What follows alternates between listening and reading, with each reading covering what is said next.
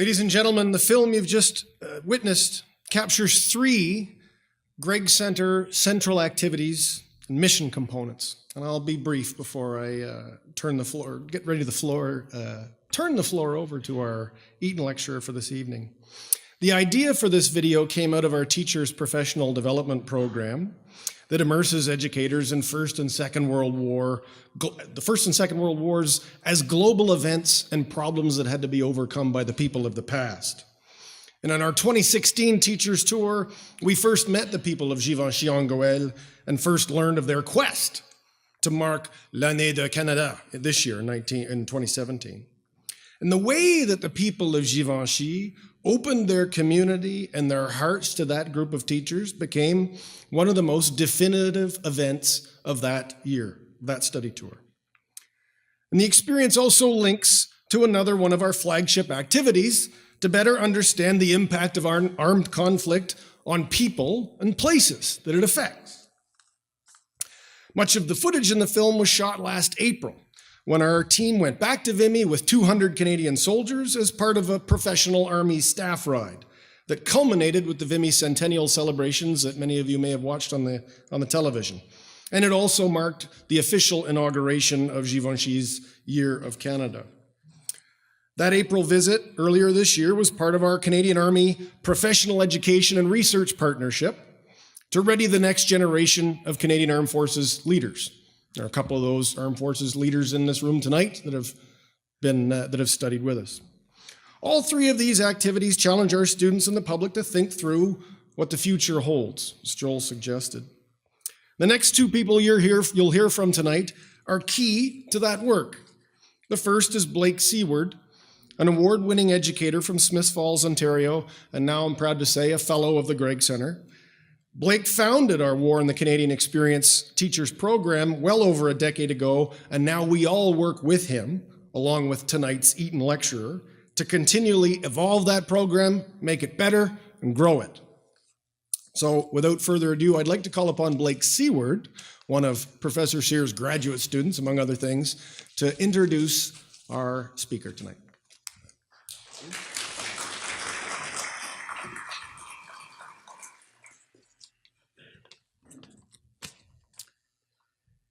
It is my distinct honor and pleasure to stand here and introduce Dr. Alan Sears.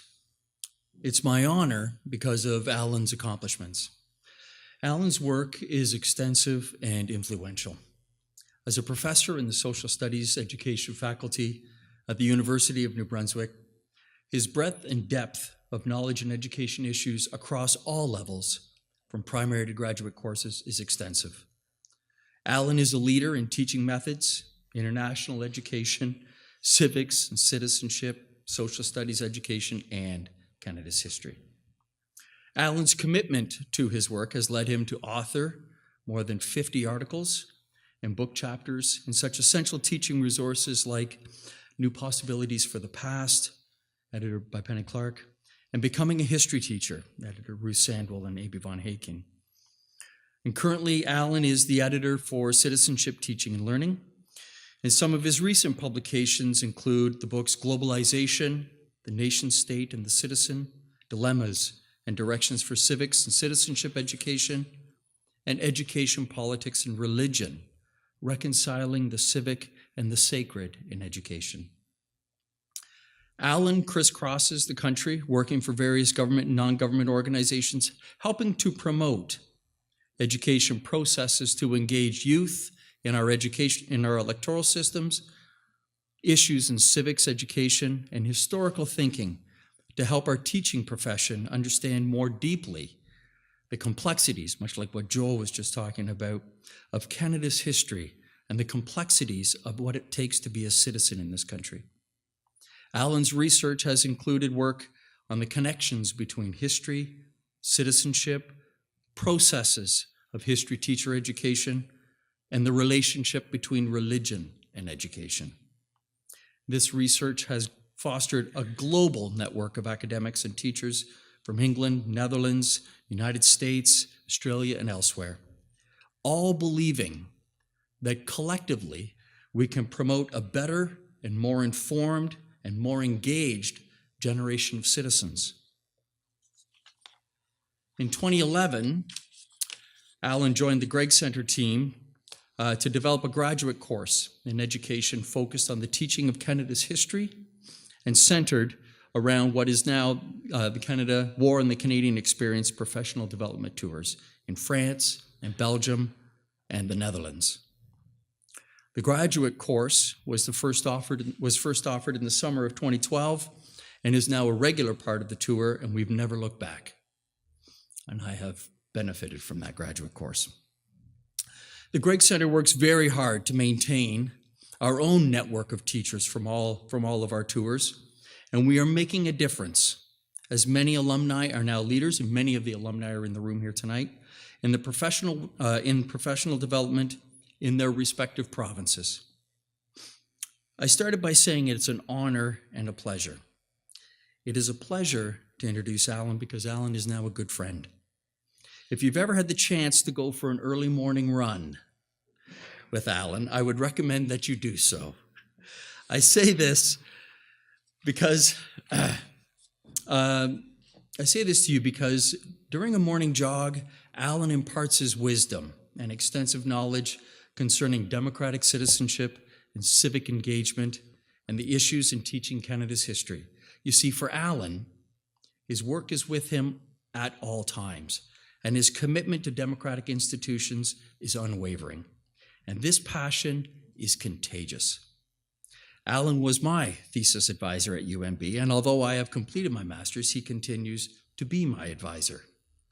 His dedication to helping me, pushing me to explore this element of my work or that element in the teaching profession is something that I have now adopted in my approach with my peers and my students, and I am forever thankful. Alan has been an advocate for youth engagement for decades. Early on, he realized that a problem was emerging. The health of any democracy depends upon an active citizenry in our youth. But what Alan was witnessing was an increasing disengaged population, and the culprit was quite possibly the education system itself. To counteract this, Alan has been an advocate of a know-by-doing teaching philosophy, which means he wants his Faculty of Education students to practice what they would want their students to do and actively engage with their students as learners as much as they are teachers. And this represents a fundamental shift from passive learning and passive professional development to active learning, deep and meaningful for professional development. Alan is not alone in this belief, but he is a leader, and he is our leader in working to make a significant difference, not only in the discipline of teaching, but in the lives of students that come in contact with his work, and they are many. Ladies and gentlemen, please join me in welcoming to the podium this year's Eaton lecturer, Dr. Alan Sears. As Blake said, I'm a social studies teacher, and I've been a social studies teacher. This is my 41st year. And the focus of my social studies teaching for 41 years has been largely on civics and citizenship. My job, my role, my mission is to prepare people to be engaged and effective citizens. I always tease my math and literacy colleagues because they get PISA results, those big international tests, and I don't get them. And usually they're portrayed as bad news. They're often not as bad as they're portrayed, but they're portrayed. But in case you haven't noticed, some of our news has not been that good of late in civics and social studies. So I felt like a bit of a failure. I look around the world and I see events where democracy seems to be being rolled back, and I feel like a failure. So I've done a lot of thinking about that, and I'm here to talk about that tonight. So I'm really happy that Joel and Blake both emphasized civics and citizenship, because that's what I'm here to talk to you about. I want to express great gratitude for being here.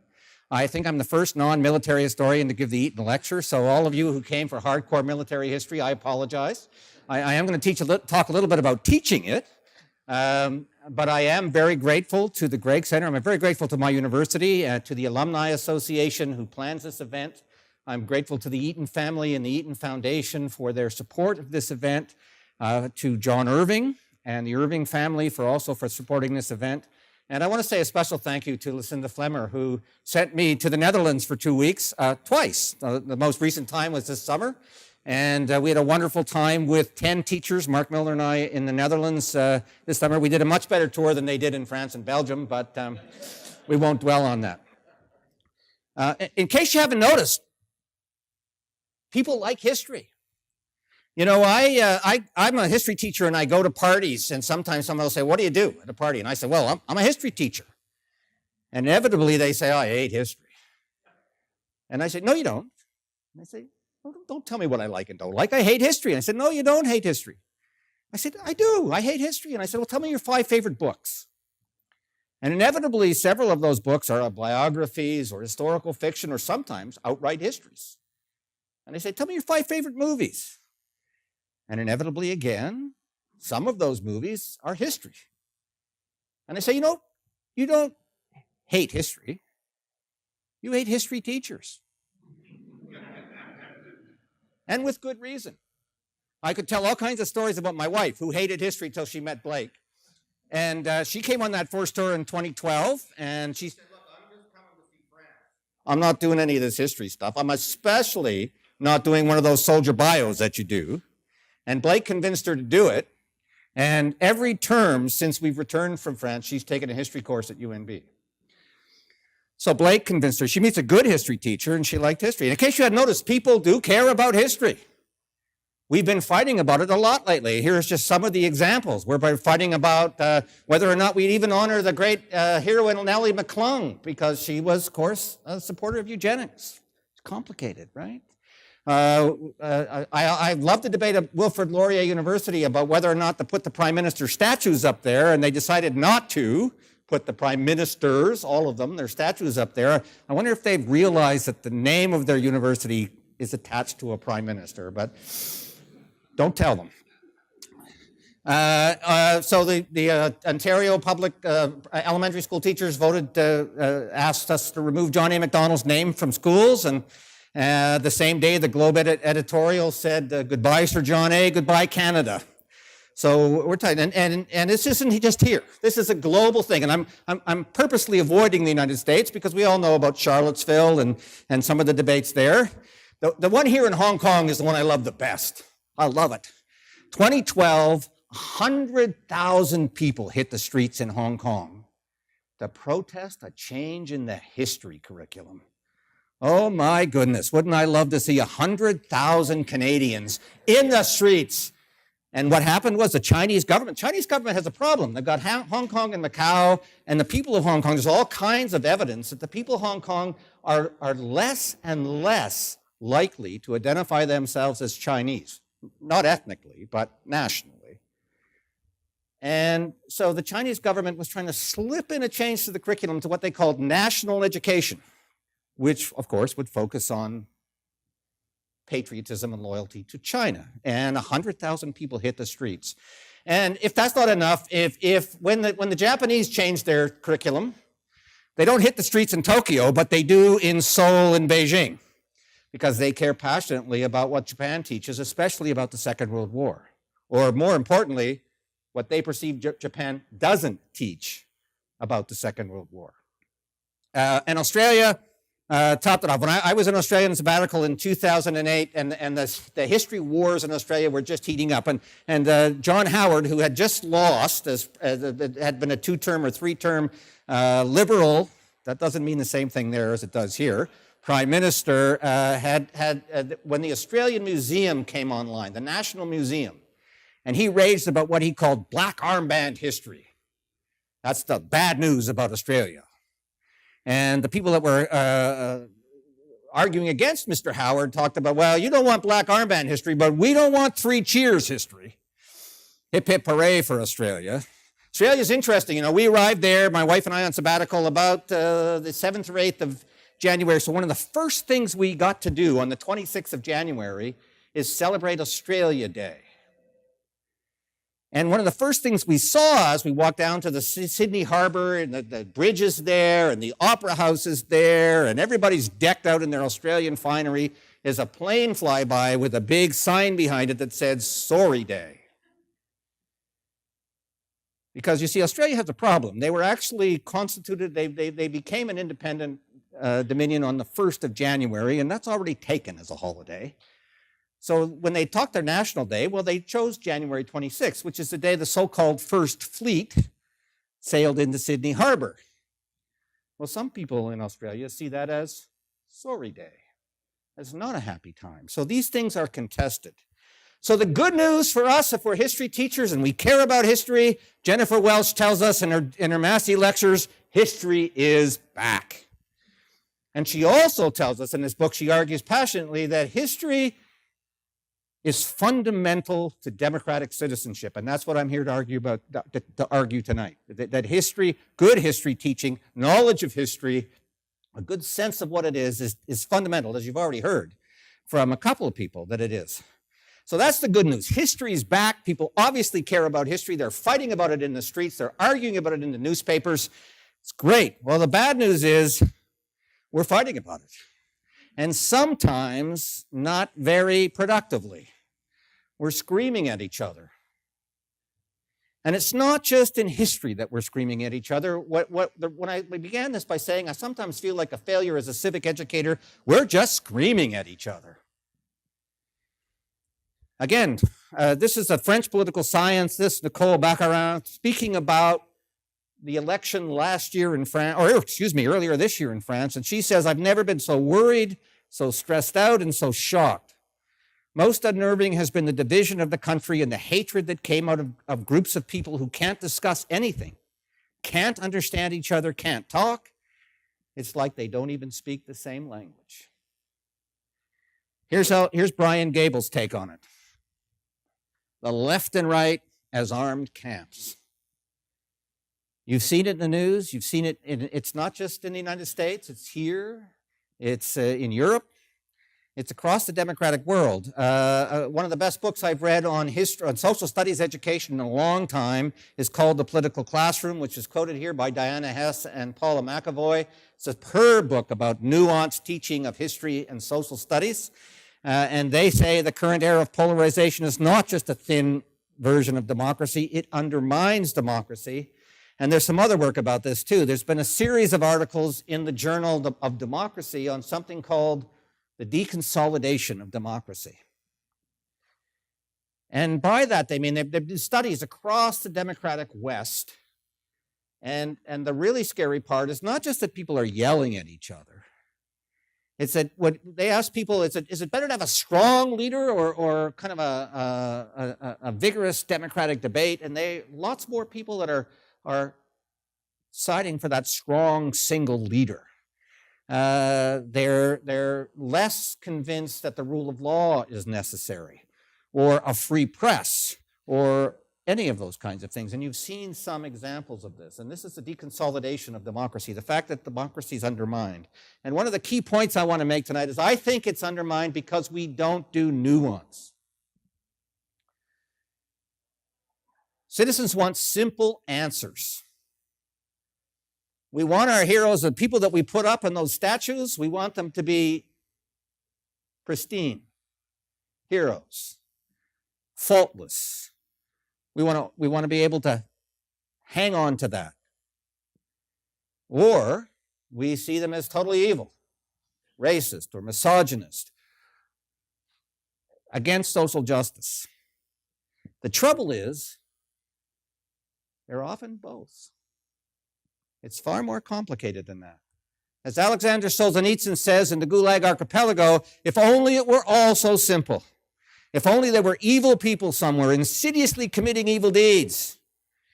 And if it were necessary only to separate them from the rest of us and destroy them, which is what our democratic debate seems to try to do somewhat nowadays. But the line dividing good and evil cuts through the heart of every human being. And who is willing to destroy a piece of his own heart? So in other words, the line between good and evil isn't between Blake Seward and I, it's right down the middle of here. I'm a complicated person. Someone asked me the other day on the radio as I was interviewed before coming here to give this lecture, and they said, what do you think about the Canada 150 celebration? Should we celebrate or not? And I said, well, you know, people come to my birthday party every year. And they all, when they're at my birthday party, they all say nice things of me. But anybody who's known me for very long knows there's other things to say about me as well. And they hold off. I don't think it's impossible to celebrate the 150th year after Confederation, but we have to know what it is we're celebrating. And we have to recognize that person we're saying nice things about today, you have some other things you might say about them as well. All that by matter of prelude. So here are the arguments I want to make tonight. The first one is that the sophisticated historical knowledge and reflective historical consciousness are foundational to effective democratic citizenship. You know what, folks? We've given up the ground. So everybody who wants to teach math and literacy, or numeracy, and not math, numeracy, sorry, Eddie, math's a good thing. Numeracy, not so much. When we talk about numeracy and literacy, we're talking about narrow functional things. And so what we've done in the humanities and the social sciences and in history is we've fallen in line. And we said, well, you know what? We teach skills that are important for work too. People need to think clearly and write clearly and present well. And those are all employability skills. And we need, yeah, well, they are. But that's not why you teach this stuff. You teach the humanities because it makes us more humane, makes us more human, makes us more nuanced. So that's what I'm here to argue tonight. We want to be citizens. This is why we teach it. And it's more important than some of the other things we're giving emphasis to now in the curriculum. There's a wide consensus. We know what to do, folks. If Ken Osborne were here, he's one of my mentors, he would tell you we've known what to do for more than 100 years. But I'm going to focus on since the 1970s. There's been a body of international scholarship in history education that can tell us the next stuff. It can tell us that kids can learn to think, even at very young age, in very complex ways about history and people. We know what to do. The third argument is the standard of history education, as I already said, has lost ground in several ways. It has low curriculum priority. We take an orientation to the discipline that focuses on heritage, not history. And we don't prepare teachers all that well to teach it sometimes, and more importantly, we assign the wrong people to teach it, people without background. And finally, my argument, since I'm here on behalf of the Gregg Center and the work we do there, is the critical and complex study of war and society offers ways to recover some of the lost ground. Actually, the critical and complex study of history, but we focus on the study of war and society, which can take you just about anywhere in history, by the way, if you start there. It will lay a foundation for fostering more productive civic engagement. So let's go to the first one. Here are just some of the questions that are percolating in the Canadian civic conversation right now.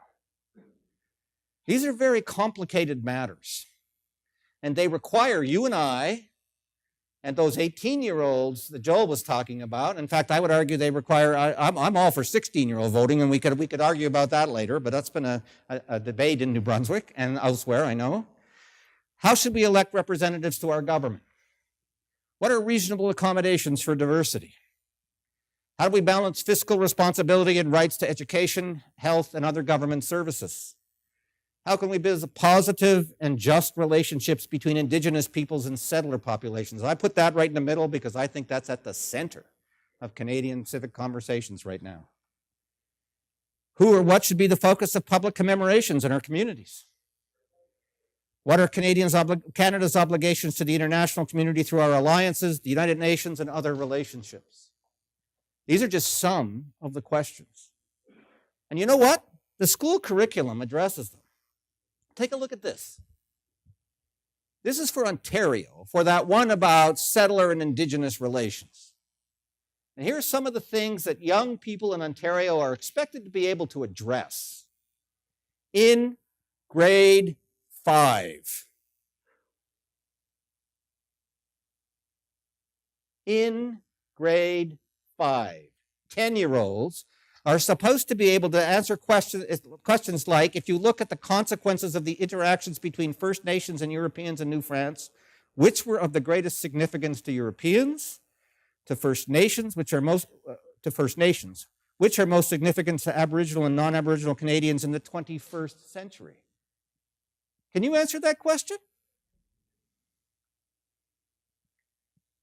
Anybody want to come up here and give it a shot? So maybe the curriculum is nuts by putting this in grade 5.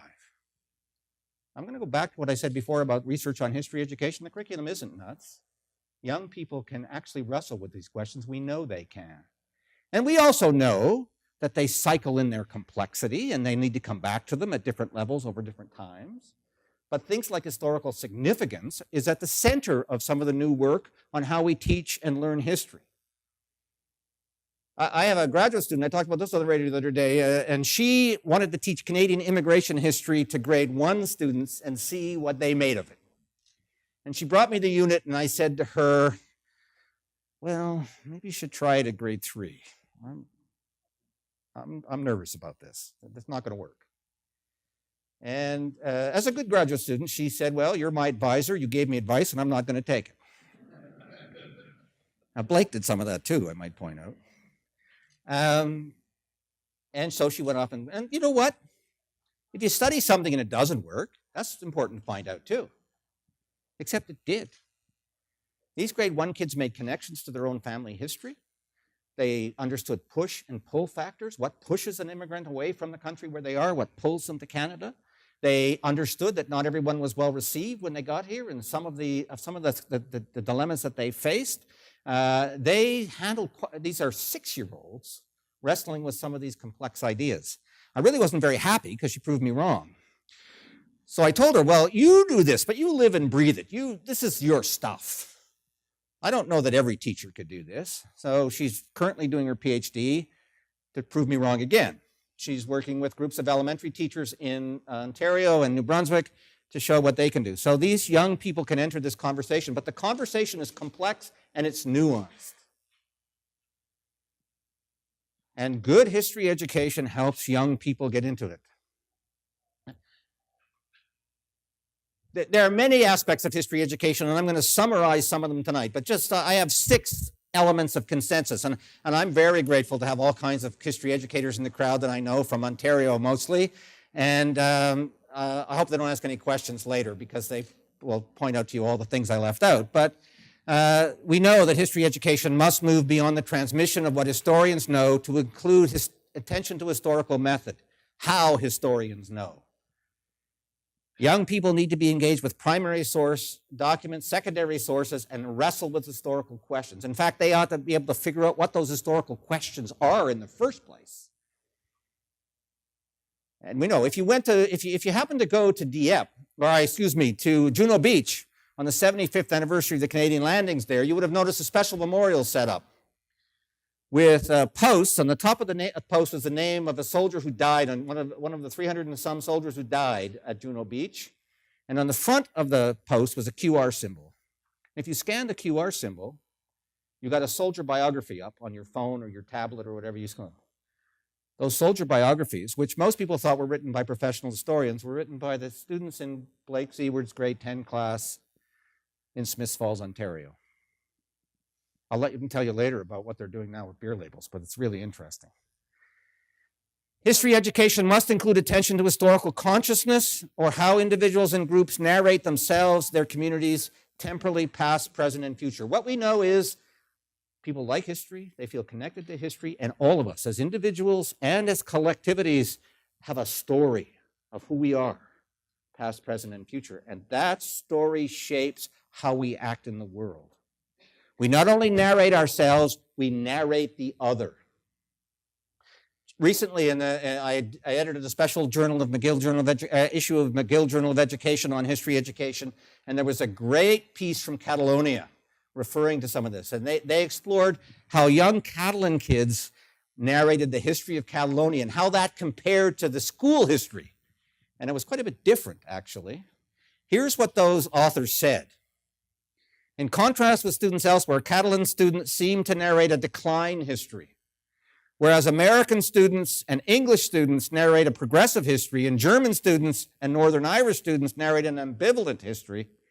Catalan students narrate an ambivalent history that, in the Catalan case, ends with a dramatic event or a dramatic climax. The Catalan kids saw themselves as the victims of oppression, Castilian oppression, Spanish oppression. You might be seeing some of this work out now.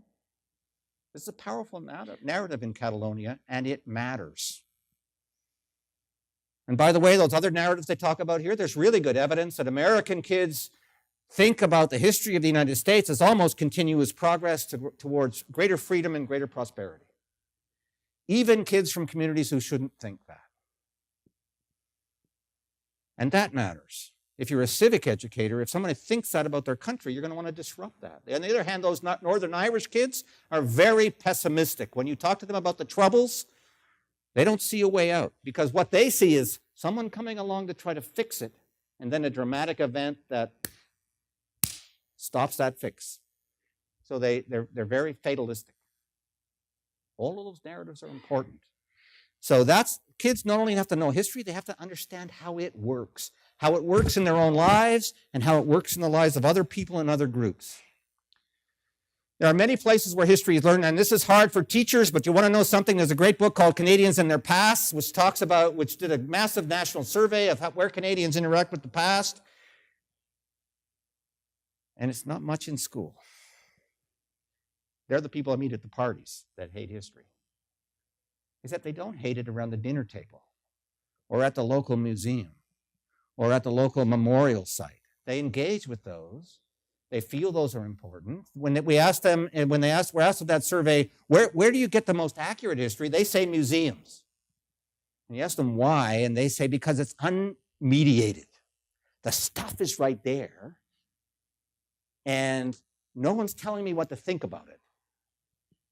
They have no sense of the curatorial hand that's behind those artifacts or documents that are out there. No sense that the museum curators have told a story.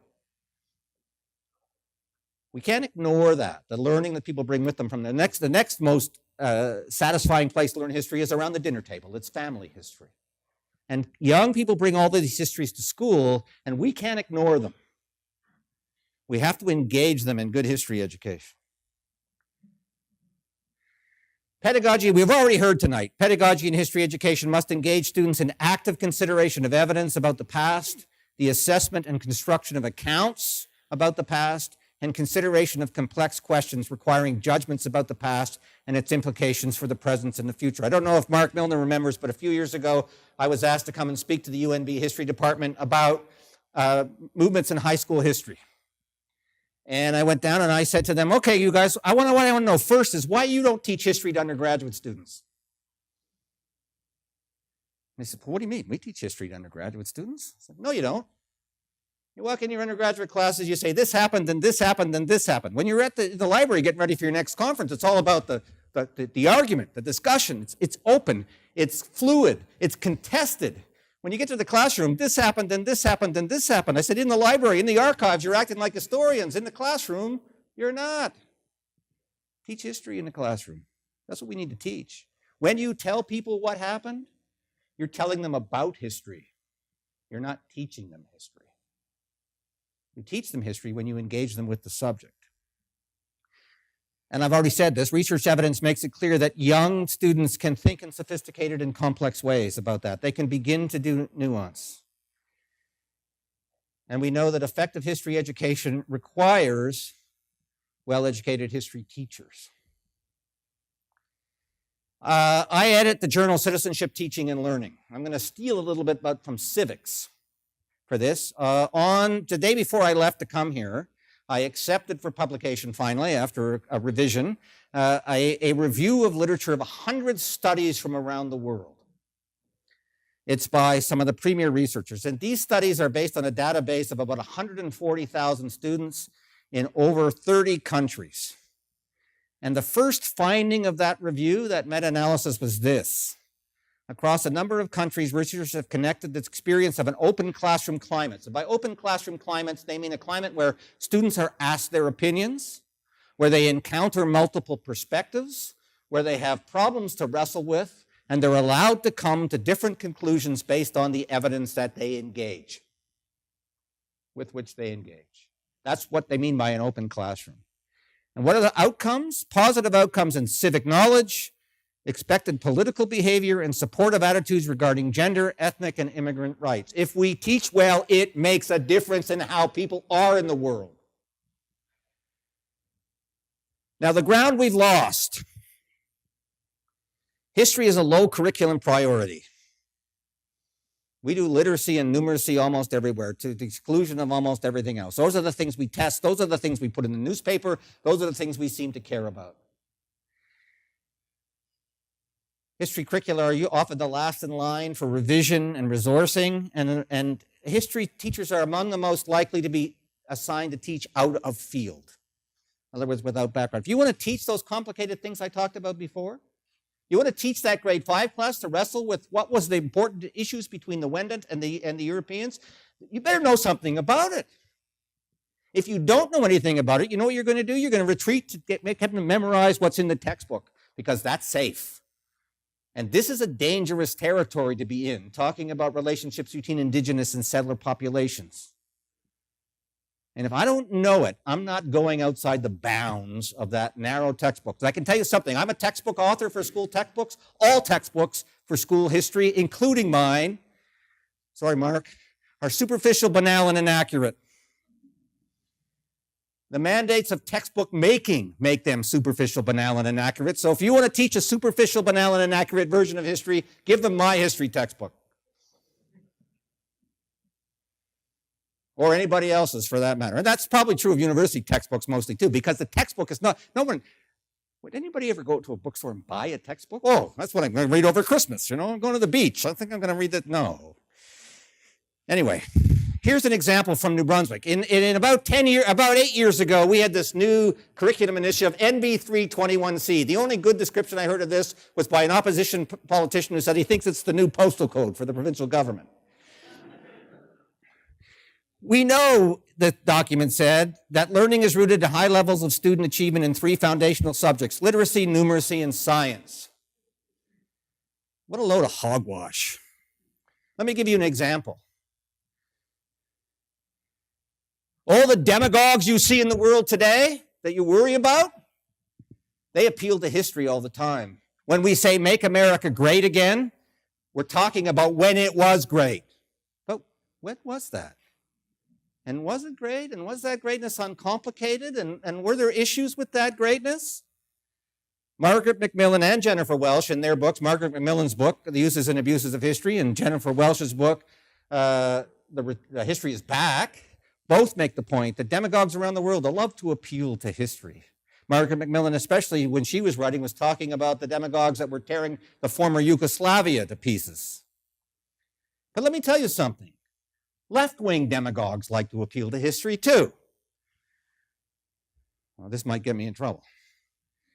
A speech at McGill University during the debate about whether a woman should be able to take the citizenship oath wearing her niqab.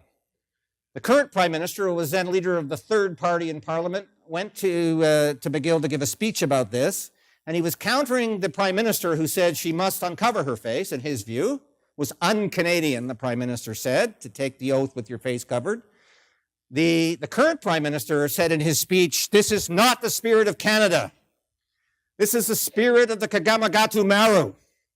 This is the spirit of the St. Louis. This is the spirit of none is too many." 3 very specific historical references. You've heard of right-wing dog whistles. We loved it. That's a left-wing dog whistle. He just called the Prime Minister of the day a Nazi. But he didn't want to do that. It doesn't hold up, ladies and gentlemen. I happen to disagree with the Prime Minister of the day's stand, but he wasn't trying to keep anyone out of the country. His party was quite progressive in many ways when it came to immigration. Numbers of immigration increased, and there was great outrage. So that the historical analogies don't have. You want to be a literate citizen? You want to be literate? You need to be able to interpret those calls to the great past, or those little subtle uses of history to condemn your neighbor, your opponent. So I think we need a much deeper sense of literacy. In 2016, we've broadened in New Brunswick. Learners must have access to creative and intellectual learning pursuits such as coding and digital literacy, scientific inquiry, skilled trades, marker spaces. I didn't know what they had to look that one up. And fine arts. We've moved from STEM, science, technology, engineering, and mathematics, to STEAM. We include the arts. But when we include the arts, we mean them in the service of technology. We want graphic designers, we want animators, we want things like that. We're not talking about the arts, again, as a humanizing thing. The other thing we often do is we misassign history teachers. A young woman came to me about a year ago, and she called me up and she said, I need to talk to you. She's a great middle school math teacher. I said, well, why that? Why do you need to talk to me? She said, well, I've just been assigned to teach social studies. I don't know anything about it. Yeah, well, John, you're laughing because it happens all the time, right? Okay. So I said, well, I can't make you a social studies teacher in an hour, but come on over and we'll talk about it. So she did, and I said to her, what does your teacher say to you what your principal say to you when he assigns you to teach that? And he said, it's not rocket science, it's just social studies. Ladies and gentlemen, if you go back to those questions I had up earlier, or that grade 5 curriculum, I would submit to you this is a lot harder than rocket science, because in rocket science, if you take chemical A and chemical B and combine them in receptacle C, 9,999 times out of 10,000, the same bloody thing's going to happen. But you put people in the room and you try to sort out relationships, and it's going to be different on every occasion. And you want somebody in that classroom that knows what they're doing. The other way we've lost ground is we teach heritage and not history. I'm going to be quick with this because I'm watching the time, but let me say it this way. Anybody who teaches Canadian history so that people love their country is a propagandist, not a teacher. We're history educators. We aren't marketers for the Canadian state. I love Canada, don't get me wrong. But my job as a history teacher is to get people to think about their country. My daughter one time had to do a test on Confederation. She's sitting right here, grade 8. She came down to me and she had this list of questions in grade 8. She said, okay, ask me these questions. So I said, okay, what's the first one? The first one is, what's the date of Confederation? And she said, well, it's July 1st, 1867. I said, I don't think you should say that. She said, what should I say? I said, I think you should say April 1st, 1949. Yeah, you know that date, don't you? Yes, you do. You can't do July 1st in Newfoundland because it's got another special moment. And she said, that's not the date of Confederation. I said, well, it is if you live in Newfoundland. Or you could say July 1st, 1870, or 1871, or 1905, or you could do a whole bunch. Because what is it I want my daughter to know about Confederation? I want her to know it's a conversation about how it is we as Canadians live together. And we started that conversation in the last third or so of the 19th century, and we're continuing that conversation, and we're changing it all the time. It's a living thing, and it's a complicated thing. And I want her not to know a date. I want her to be able to contribute and participate in that conversation about how it is we live together. Heritage is the first one. History is the second one. And this happens around the world. This is the big tension everywhere in the world. You remember those folks in the street in Hong Kong? They didn't want Chinese heritage, they wanted history. They were worried about being subsumed in this heritage mantle. You remember those statues in Charlottesville? That was about heritage too. And W.E.B. Du Bois got that point in the 1930s. The great African-American historian and philosopher, he wrote a book called Black Reconstruction in America. Those statues were put up to kill Reconstruction. Reconstruction, which began by giving blacks the vote, and letting blacks run for office, and letting blacks participate in all levels of society. And the news story that W.E.B. Du Bois takes on was a story that Reconstruction failed because African Americans were incompetent. It was a joint effort by Northerners and Southerners to construct one of these narratives I talked about that brought the South back in. But it only brought a particular part of the South back in. And in this book, W.E.B. Du Bois also outlines what happened to the school curriculum and what was taught about African Americans as a result of this in the school curriculum. And it's horrific. But I've been thinking a lot about this. And heritage folks are not only the folks that want to promote a country, they're also the folks that want to rip it down.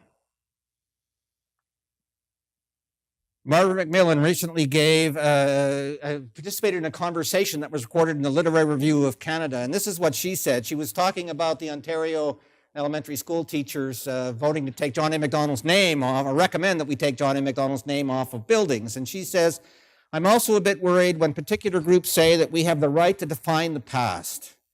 I don't think government should define the past. I don't think bodies of teachers should pass a resolution saying that this is the version of history we must have.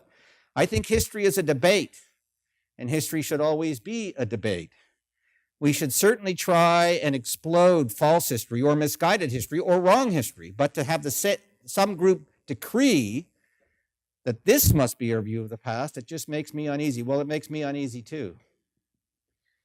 We have what I would think is kind of a dueling heritages here.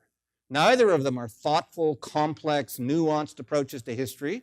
They're both kind of absolutist ideological approaches to history that want to force us to think in particular ways. And if we teach a simple and simplistic history without complexity, nuance, and attention to multiple perspectives, we shouldn't be surprised to find citizens who want simple, unnuanced answers. Which brings me to the work we do, and the work history educators around the world are doing. So what we do at the Gregg Center is fitting in with that consensus of history education around the world. People accuse me, Mark, the conversation Mark had with Eddie, I get that all the time. Educators are a bit of a left-wing nut crowd. You know, if you read Margaret Wente, she'll tell you what to think of people at Oise, my friends in the back there, and the rest of us, right? It's not true. But sometimes people look at me askance because I happen to work at something that's associated with military history. Well, how'd you get involved with that?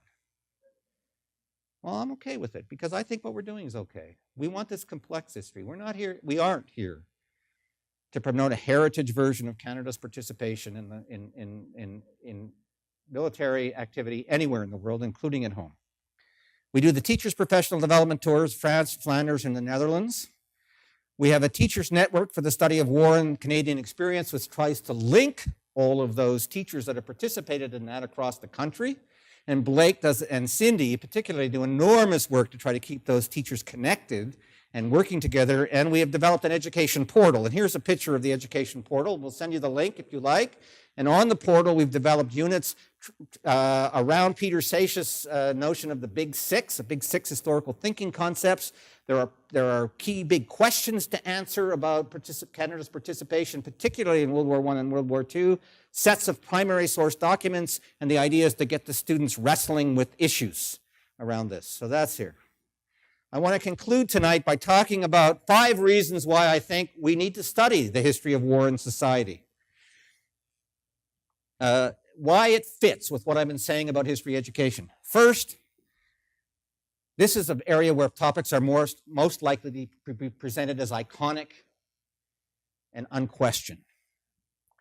And as Margaret Macmillan points out in her book, The Uses and Abuses of History, that's exactly when historians and history teachers ought to weigh in. Our job is to bust icons, not to make them. We should study Vimy Ridge because it is iconic, not to make it iconic. And we should ask questions about it, including critical questions. War and war memorials are often central to collective memory and therefore provide a window to examining how history works in the construction of personal and national identity. So we need to study these memorials. This debate about the memorials is a wonderful thing for history teachers. It gives us all kinds of potential. My colleagues Peter Seixas and Penny Clark wrote an article about a set of memorials that was on that first slide I showed about the debates in the rotunda of the British Columbia legislature that were quite controversial, that displayed Indigenous people in quite subservient roles.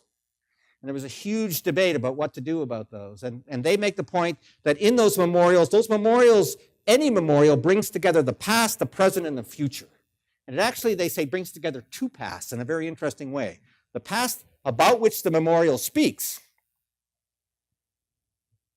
the past when the memorial was made, the future because we make memorials to say something about who we are. That's why they're important in our communities. That's why people care that they're there and want to question them, because they say who we are. And by saying who we are says who we want to be in the future. So they speak, and young people need to be involved in these debates. And you need to bring them together. The subject is ubiquitous. It shows up everywhere. Everyone's connected to it. On my way to Grand Manan, every Thanksgiving I go to Grand Manan and we stop at a wonderful bakery in St. George, New Brunswick. If you're ever in New Brunswick, I can recommend the bakery to you to buy bread on the way for Grand Manan for Thanksgiving dinner.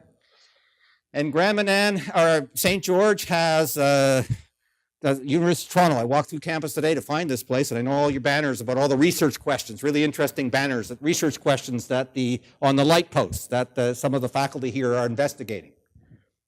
Well, there they have banners of the men and women who have gone to serve from St. George throughout time, right up to the contemporary times. It's right there in their community. It's in your face. It's everywhere. There are memorials in every community. It's a great way to connect history to the lives that kids lead every day. Virtually all elements of the study of war and society, including community memorials, are contested and thereby provide that opportunity for kids to get nuance, to investigate different perspectives. They're really contested. They were contested when they were built. Something I didn't know until I started work with the Gregg Center is that all of the cenotaphs and war memorials in our communities aren't government installations, they're community installations that people raise money for and people argued about. And Blake now is trying to figure out what happened to the Sikhs from Smiths Falls that signed up an art on their memorial. What do you suppose happened to those people? I suspect there's some very interesting things to ferret out about the history of our community here that connect to very important things about how is it we accommodate diversity, or what obligations does the past lay upon us in the present? All of those kinds of questions. And the issues, as Tim Cook points out in his new book on Vimy, are complex and multi-layered. They're mixed up with history and myth and all of those things. So the history of war and society does all those things. And I want to add one more I don't have on this. Just in my conversation with Blake, I should have put this on because I know it. It takes you everywhere. You might not know it, but Blake was responsible for developing a program with Library and Archives of Canada called Lest We Forget, which helps us to put in the hands of students the primary source service file of soldiers from the Great War and the Second World War, and students can use those files to begin a primary source investigation, to develop a biography of those lives of those soldiers. And Blake was talking about a new initiative with Indigenous soldiers where you can trace the attestation paper, the sign-up paper of those soldiers says that the community they're from, the reserve they're from. And you can connect that to the residential school perhaps they attended, to elements related to the Truth and Reconciliation Commission, to Canada's ongoing relationship with Indigenous peoples. So by starting with the study of war and society, it can take you into communities. Some of our students who have done bios have gotten interested in what happens to the women and children left behind. What happens to the women and children in places where hundreds of thousands of soldiers show up unattached or have forgotten their attachments, and they show up. How do societies change? Thanks to Cindy Brown and her interest in civilians and the impact of war, you see things like you just saw in that film about Da Vinci. There's much more attention. If you come to the Netherlands with us, we spend a lot of time talking about the impact of World War II on civilians. From the flooding of Walcheren Island, which wipes out Dutch farmland and Dutch communities all over a huge swath of the Scheldt estuary, to whether or not Canadians will use artillery in cities like Groningen, because if they don't, they might preserve Dutch property and Dutch civilian lives at greater risk to the lives of Canadian soldiers. All of these are ethical questions that have to be wrestled with. I want to close by a little personal reflection. When I go to France and Belgium on the tour, one of my favorite places, it's hard to say this is a favorite place, is Notre Dame de Lorette. It's a French memorial about 7 kilometers from Vimy Ridge, from the Canadian Memorial. As you can see, there are a lot of dead Frenchmen at Notre Dame de Lorette. This is a classic 1920s war memorial. It's very Christian. You'll see there's a Christian basilica in the middle of it, and there are Christian, most of those. You can see one headstone that's not a cross there, and that may be an Islamic or a Jewish headstone, or it may be the headstone of a family that didn't want any religious symbol on the cross, but overwhelmingly these are crosses, and this is a national memorial. Every one of those crosses says, Mort pour la France. And the lantern tower, which you see at the back, contains the remains of the unknown soldier from every French conflict post the Great War. And of course, the unknown soldier is kind of the epitome of the national memorial. This is a national French memorial. It is French, and it stands against the invader. It was made in the 1920s, shortly following the Great War. And in 2015, across the parking lot, sharing the same ridgeline with this memorial, a new memorial was put up called the Ring of Remembrance. And here is, you get a sense of it, this massive ring of brass plaques. Really interestingly, there's one break in the ring over here. And if you look through that break on a clear day, you see the Vimy Memorial. And that's not an accident, because the Vimy Memorial is also a memorial to peace.